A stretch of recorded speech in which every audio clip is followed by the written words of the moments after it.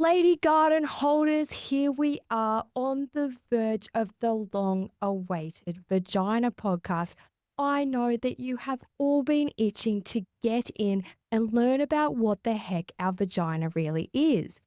First, though, I want to play you a little song that crossed my inbox a couple of days ago, and I could not share it with you all.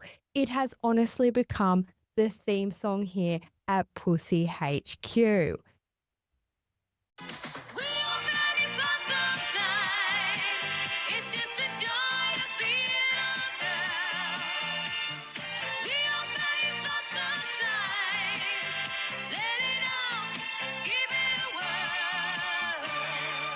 Isn't it freaking awesome?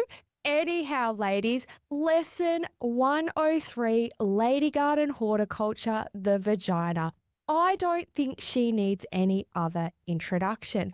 We all know what one is, but do we know what she does, how she functions, and what her anatomy is made up of? Vaginas and their bits, the genito-urinary system, what the fuck? Why we birth babies more than once, and some more ranting. Plus, I will set the scene on why we are so disconnected from our lady gardens and touch on some pretty shitty messaging from the past. Ladies, let's start our vagina journey with Sigmund Freud. Freaking Freud, you ask? What the F has he got to do with vaginas? Well, you know the whole faking an orgasm thing? We have Freud to thank for that.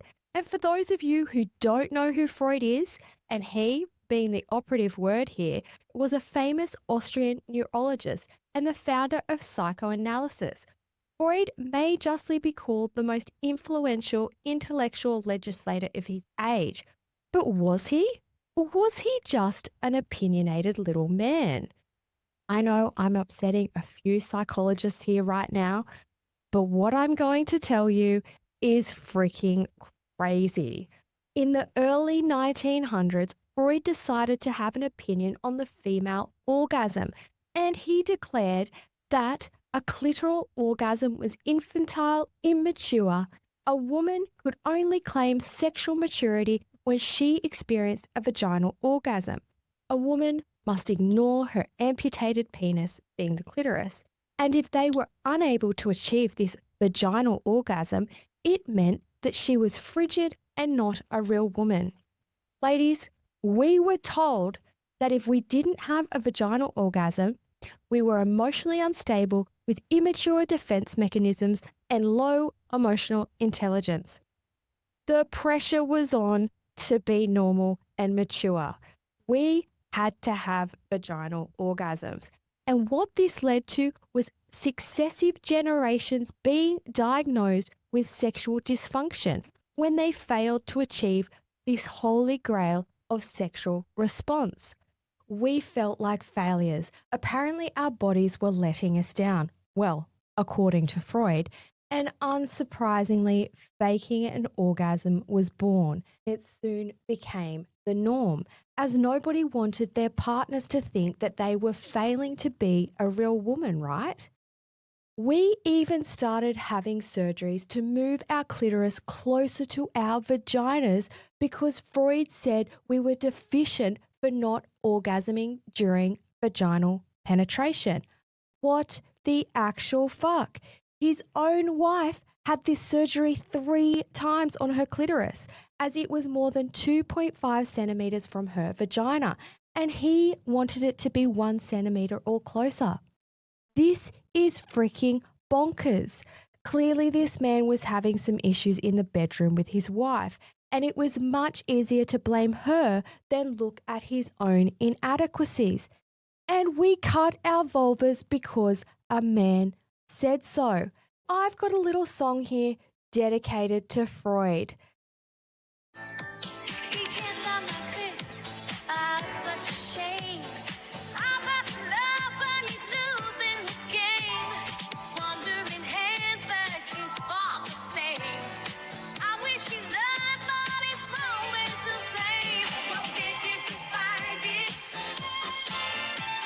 It's really not hiding.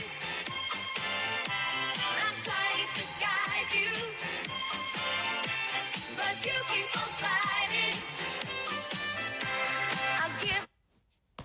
I know, where am I finding these freaking songs? Aren't they fantastic? But moving on, there are so many nerves that run in a multitude of different directions in a woman's vulva. Women are uniquely different down there, like a fingerprint, and that's normal. Men, their nerves are pretty one-directional, and that's not a bad thing either. But we are different, ladies, and our clitoris isn't a broken penis. Oh, Freud, you really did fuck it for women for a good 100 years plus. He died in 1939, and this garbage is still present in our society today. Could you imagine if someone came out with these findings in the present time? My gosh, wouldn't that be a social media shit show? It'd be freaking brilliant. But as funny as this may be, these messages are still deep down etched in our society today. The messaging from the past has been handed down generation to generation. Men have been informing women for years that they don't work properly. Their vaginas are broken, their bodies are not normal, and their sexuality is that of the male opinion. They have been shaming and dictating how our bodies function for centuries. And this forms part of our society and part of our medical system today. And look, when I'm preaching about men, it's not that I'm suggesting every man has a vendetta towards women, nor do I have a vendetta against the modern man or men in general. It's just that medicine has left women behind. Medicine was created years ago by men for men. Plus, let's face it, I'm a disgruntled perimenopausal lady in her 40s, pissed off that the study of women's health is about 100 years behind that of men. And I believe this is one of the contributing factors to our complete and utter disassociation and lack of understanding of our own vaginas, what she does and what she is made up of. I mean, men have been trying to work her out for centuries, but they just forgot to include us in the process. Go figure. What do we really mean when we are referring or talking about our vaginas?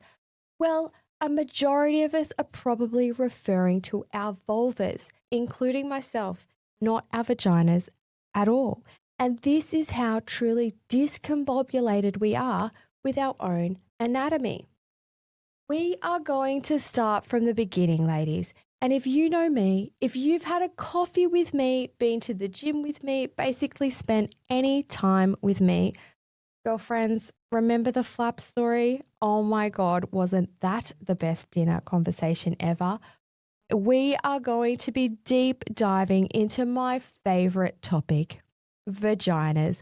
The vajayjay, the hoo-ha, the fluffy, the lady garden, the peach, the flower, the honey pot, the cupcake, the kitty, the muff, the pink palace, the taco, the fenny, the foo-foo, the coochie, the beaver, the volt, the pussy. I don't think a man's penis has as many nicknames. No wonder we're so freaking confused. We don't even know what to call her. Firstly, did we know that the vagina is just the internal canal? It isn't even a representation of the whole thing. So maybe pussy, vajayjay, lady garden are a better representation anatomically speaking. Now let me introduce you to the vulva. I remember watching a Seinfeld episode. Yep, I'm that old. It wasn't even a rerun. And Jerry couldn't remember the name of a lady that he was dating. And he couldn't ask her, considering the number of dates they had been on. He tells her that people made fun of his name in school and asks if kids ever made fun of her name. She replies, of course they did. My name rhymes with the part of the female anatomy. George and Jerry guessed mulva to rhyme with vulva. He calls her this. She storms out of the apartment. Moments later, after she leaves, he realizes it's Dolores, rhyming with the common pronunciation of clitoris. He runs to the window and yells, Dolores! And I know, why the fuck are you telling us a Seinfeld story? We're supposed to be talking about vaginas. Well, I remember thinking to myself when watching this episode, what the F is the vulva? And don't forget, I didn't have internet or internet phones back then. It was 1993. Women were only just being included in medical studies. The internet was only just now becoming available. And I surely wasn't going to be asking my parents. So I went on with my merry life, not knowing what the vulva was. I figured it must have been an American term and only Americans knew what it was. Hence, we will be starting with the vulva because if any of you were like me, it's the vulva that most of us are referring to when we are talking about the vagina.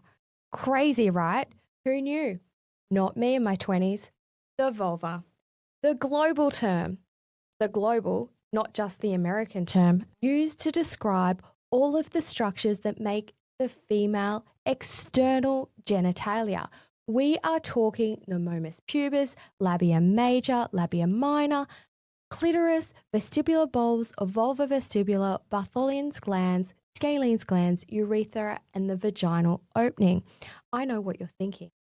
What the hell are all these items down there, and how the frick do I not know about it? Ladies, that's just the outside. We haven't even touched on the inside, which is not the vulva. Apparently, the word vulva was global knowledge, just not in PDHPE classes in the 90s. This was a revelation to me.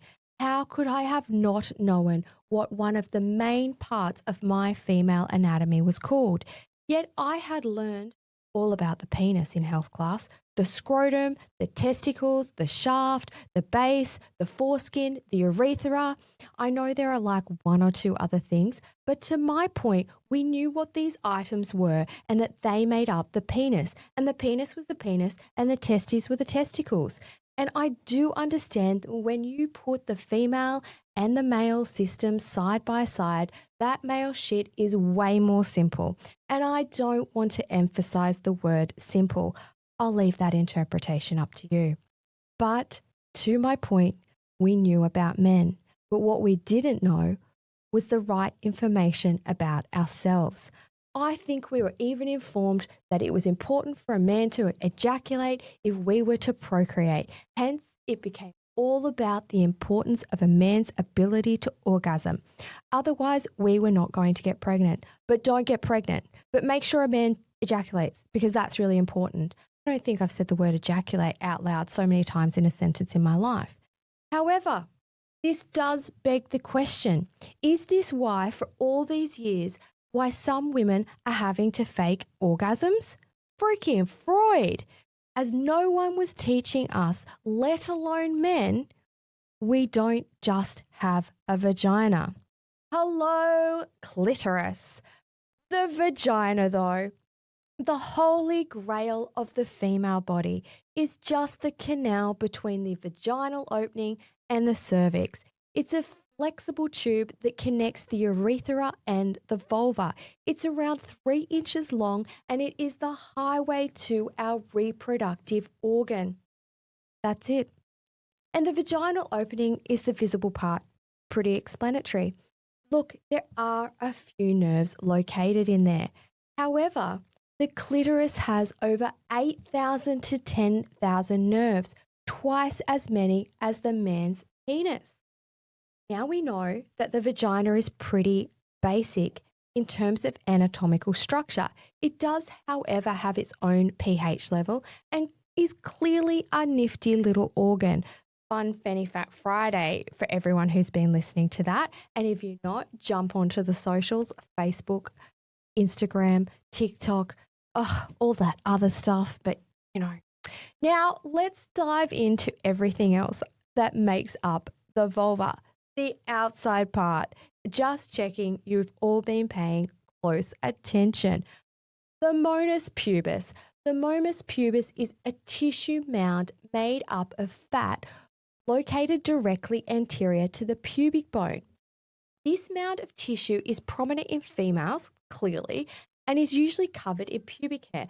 The momus pubis functions as a source of cushioning during sexual intercourse. It also contains subcutaneous glands that secrete pheromones to induce sexual attraction. I dare say it provides cushioning for a whole lot more other than sexual intercourse. I mean, I ride horses and she requires some cushioning down there. I'll leave that there. But all you riders out there, you are picking up what I am putting down. 3 words: padded bicycle shorts. We'll move to the outside flaps, the labia majora. The labia majora is defined as the larger flaps, the folds that cover the labia minora, the clitoris, the vulva, the vestibules, the vestibular bulbs, the Bartholin's glands, the skin glands, the urethra, and the vaginal opening. Then we have the labia minora. The labia minora is defined as the smaller lips and are a pair of small skin folds that begin at the clitoris and extend downwards.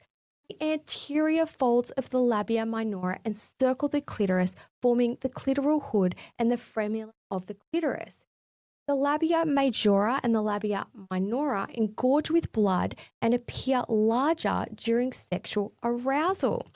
Moving down, we come to our first point of call, the clitoral hood, a fold of skin that surrounds and protects the head of the clitoris from friction. The clitoral hood is sort of equivalent to the foreskin of a penis, and isn't it crazy that I have to refer to the penis for a comparison and understanding of this part of our body? There is no normal when it comes to the shape, size, and colour of the clitoral hood. I mean, look, it's not going to be yellow, but what I can say is they vary from person to person. So don't let anyone tell you she doesn't look normal. As well as protecting the clitoris, the clitoral hood produces a lubricant which helps it to move slowly over the clitoris. When you are aroused, your clitoris swells, which can move the hood aside. And then, ladies, we have the clitoris. The clitoris is the sexual organ most associated with pleasure. As mentioned before, it has over 8,000 to 10,000 nerve endings, if not more, and sends messages to and from our brains. It's highly sensitive, and when we are aroused, it becomes erect, engorging with blood, and becomes swollen. Only the head of the clitoris is visible from the outside and connects to the internal structures of 2 corpora cavernosa. I mean, what the fuck is that, you ask? One of a pair of sponge-like regions of erectile tissue, and this sits beneath the skin. These masses of erectile tissue are present in both the penis and the clitoris and are responsible for getting and maintaining an erection. In a 2017 survey, the FPA found that 80% of women surveyed could not reach orgasm from penetrative sex alone. So, F off Freud is what I've got to say. Next, we have the vestibular bulbs. These are 2 bulbs which extend either side of the vaginal opening, sometimes referred to as the clitoral bulbs.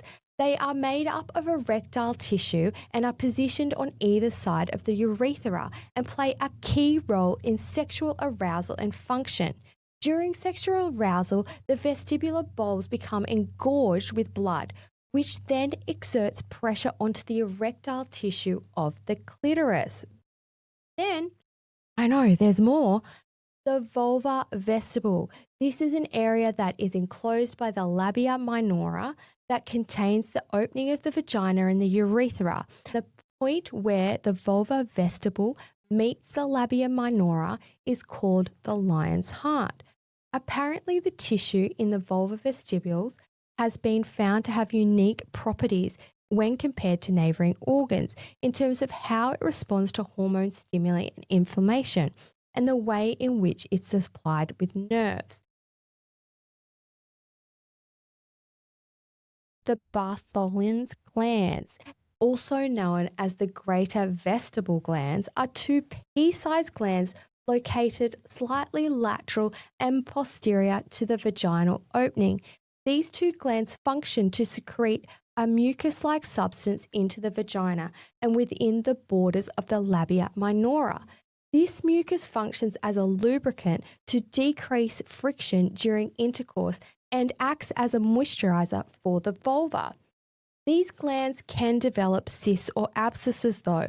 When a cyst becomes infected, it can range from minor discomfort to severe pain and swelling. Typically, you'll feel this when you're sitting, walking, or having intercourse. This is actually more common in women over the age of 40. Awesome. Something else to look forward to, ladies. The Skene's glands are two glands located on either side of the urethra. These glands are believed to secrete a substance to lubricate the urethral opening and act as an antimicrobial used to prevent urinary tract infections. However, the function of the Skene's glands is not fully understood. It is considered potentially to be the source of female ejaculation during sexual arousal. And we have the urethra. It is an extension of a tube from the bladder to the outside of the body. The purpose of the urethra is for the excretion of urine. This is where a catheter would be inserted if you've ever had one. And I would suggest don't put anything up this hole. And let's move inside. We have the vaginal opening. Blood, babies, penises all move through here. It is the highway to everything else in our reproductive system. And what the F is up with that design? Who decided a baby's head should move through here? Upwards from the vagina, we have the cervix, which connects the vagina to the uterus. It's a small hole, again, small baby's head, and it allows menstrual blood, sperm, and a baby to pass through. It does dilate during childbirth, but probably I don't think it does enough. Really, I mean, kangaroos do have a much better system going on here. Next up from the cervix is the uterus. Typically, it's about the size of a clenched fist, probably a man's clenched fist since we're still comparing female bodies to theirs. It's also where babies grow when pregnant and expands to up to 500 times its volume when we are pregnant. Now, this is where things get interesting and how these organs work together. The vagina expands through arousal and stimulation, and the uterus and the cervix tilt upwards, elongating the vagina. This is something referred to as tenting, which I'm pretty sure is another term created by men because I can't imagine pitching a tent in my vagina. Moving up, on either side of the cervix, we have two muscular tubes called the fallopian tubes.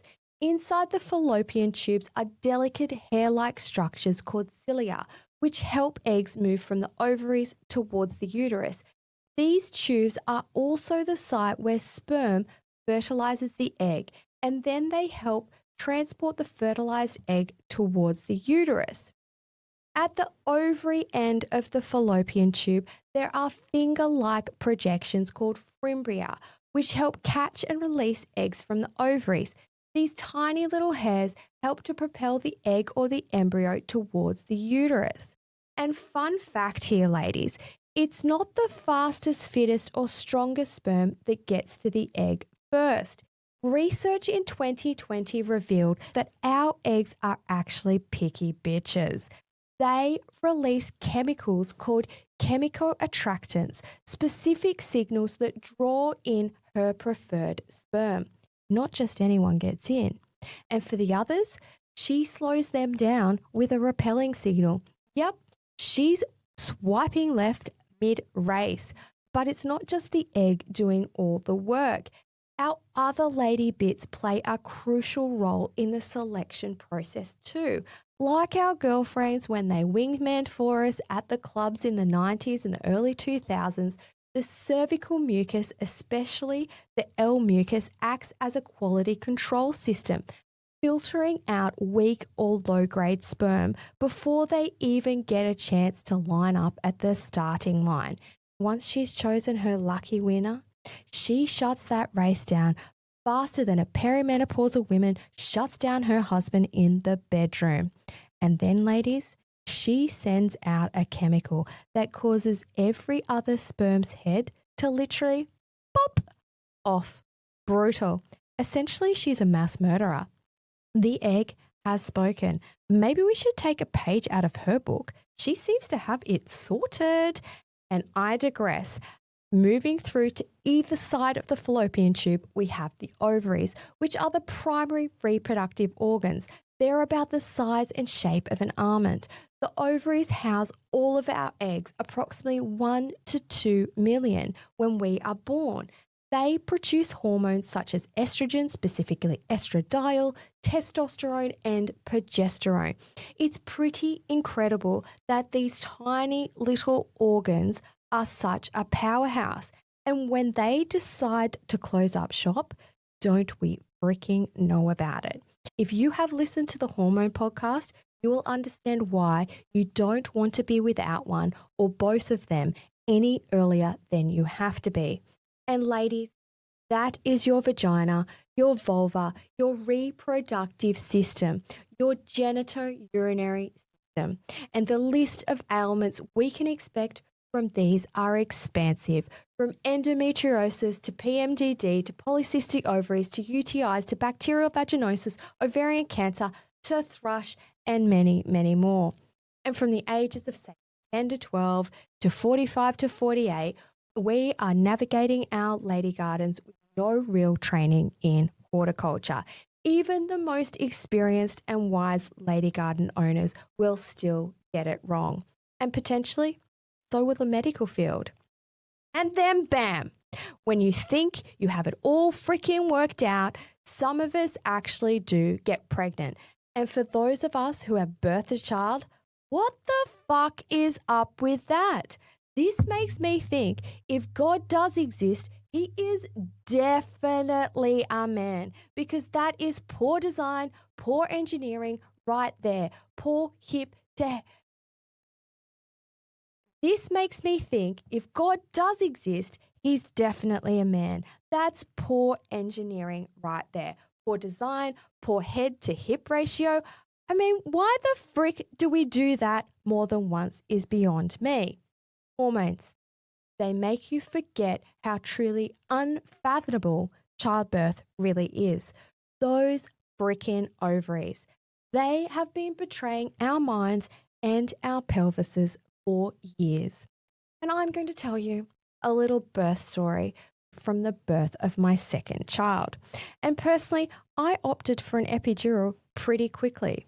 I was hooked up to the induction strip, feeling great in that fabulous pregnancy bliss that we have. And to the utter shock of my husband, I told the anaesthetist, oh, you know what? I think I need to feel a contraction before I get the epidural.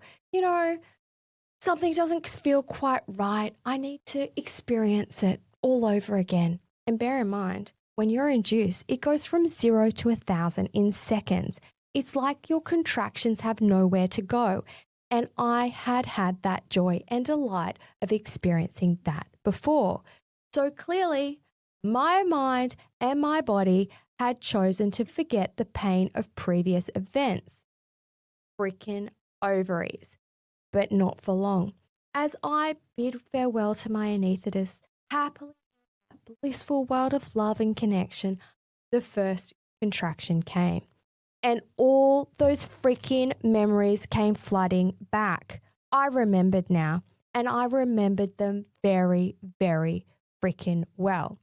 I took my husband's hand. I looked him in the eye. And you get that freaking anaesthetist back in here right now. Much to my relief, he was back with him in the room within moments. My husband in that moment was a freaking god. I said to the anaesthetist, how on earth did you get here so quickly? His response was, I was waiting at the door. It clearly wasn't his first rodeo. And bless him, right there in that moment, I was more than happy that he had underestimated my pain tolerance. Or maybe he'd estimated it pretty correctly. But I was 100% okay with that either way.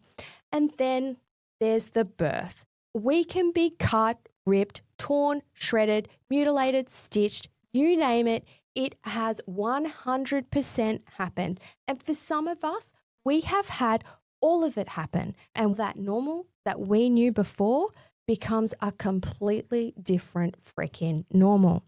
And ladies, what we think might be our new normal may also be something that really shouldn't be, like wetting our pants every time we take a step or jumping on the trampoline.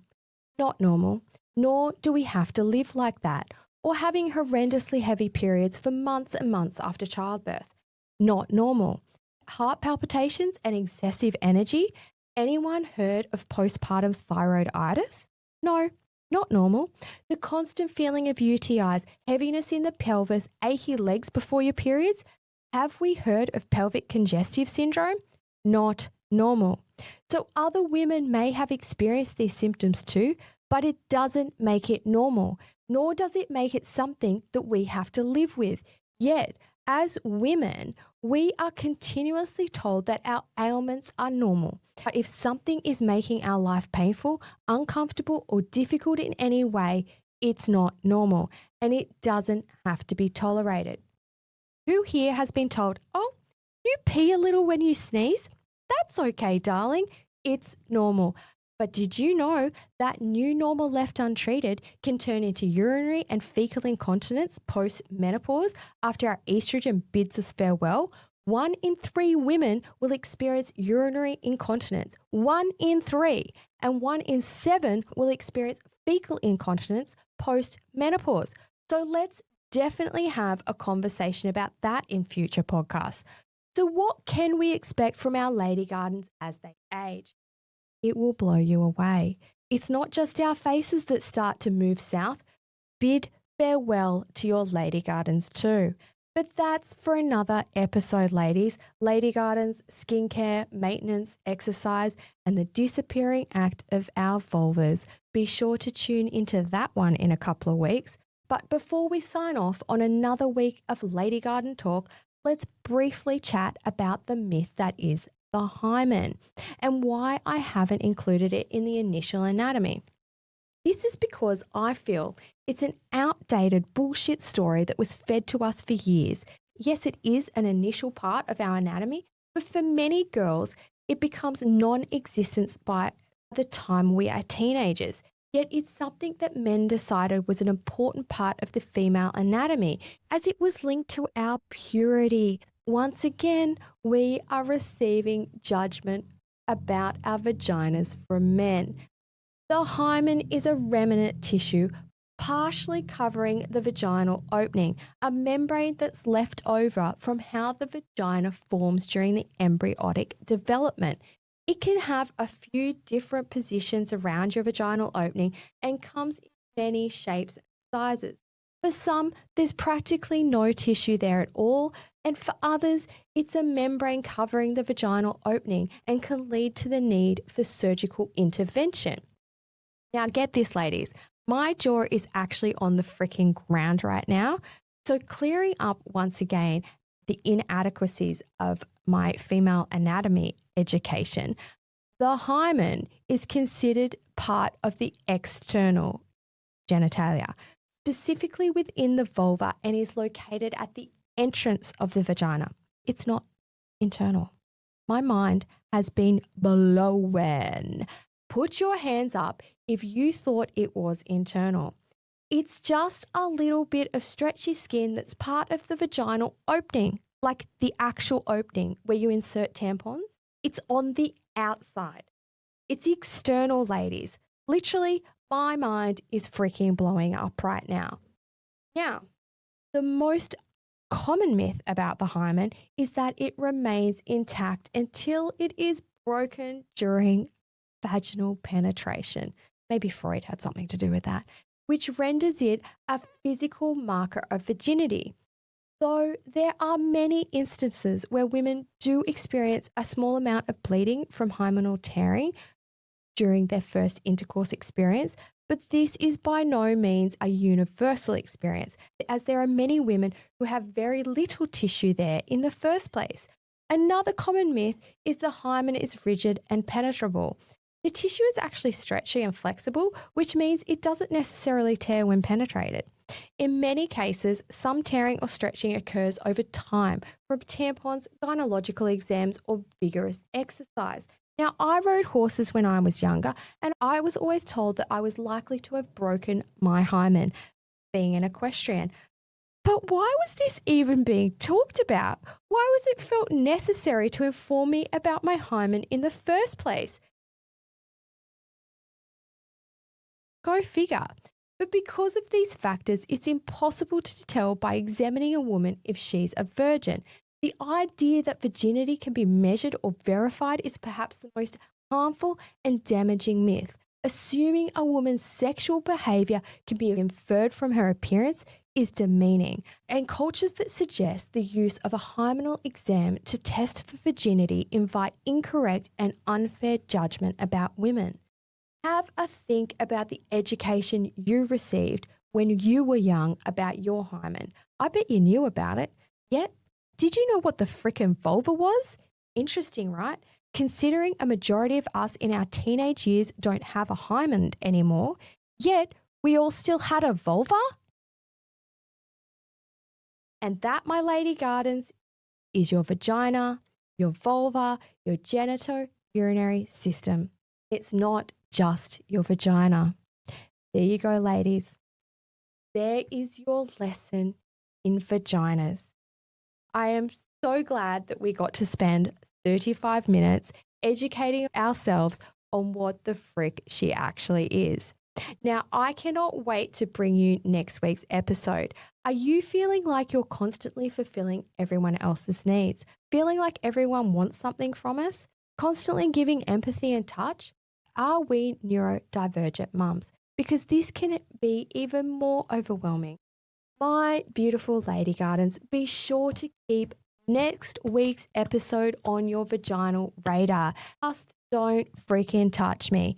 It is an epic conversation with the amazing, the brilliant, the incredibly talented Peter Romeo, the host of the Ecology of Intimacy podcast. Peter is a certified somatic sex, love, and relationship coach with a background in sexology. Her work blends the latest science with the ancient wisdom and traditions of Tantra and Taoism as they relate to spiritual and sexual liberation. Peter also is the founder of Pilates. Yep, Pilates for your vag. Until next time, water those lady gardens because they are worth it. And remember, knowledge is power, power is wisdom, and a wise vagina is an informed vagina. Please note that this podcast is for entertainment purposes and informational purposes only. The content shared is not intended as medical advice, diagnosis, or treatment. Always consult a qualified healthcare provider for any medical concerns or before making any health-related decisions. The views and opinions expressed on this podcast are those of the host and guests, and it does not represent those of any medical organization or institution.